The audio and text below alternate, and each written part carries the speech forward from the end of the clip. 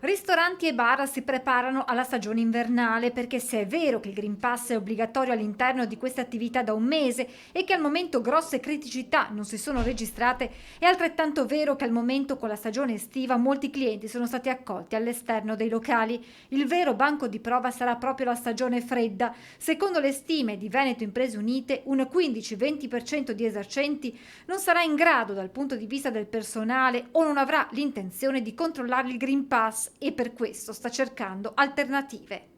Stiamo in questi giorni completando delle analisi con i vari comuni per capire esattamente quante aziende hanno potuto usufruire di plateatici nei mesi estivi, quanti hanno fatto richiesta anche durante l'inverno, per capire un attimo quale sarà il trend del prossimo ottobre. E iniziamo già a ricevere segnalazioni, mail da parte di alcuni locali che avendo solamente appunto posto all'interno stanno valutando di affrontare l'inverno solamente da asporto.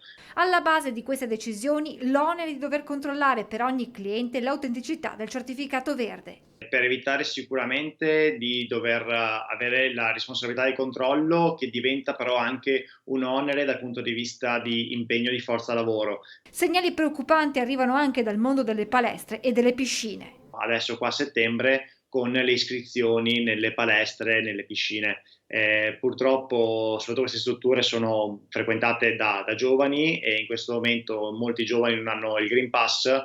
Veneto Imprese Unite si affida ora all'emendamento di modifica del Green Pass in discussione in questi giorni in Parlamento. Diventa quindi appunto fondamentale per noi toglierci l'onere del controllo, già così si potrebbe migliorare un po' la situazione e riuscire ad avere un'autocertificazione praticamente da parte del cliente dove dice che è possessore di Green Pass e si assume la responsabilità qualora non ce l'avesse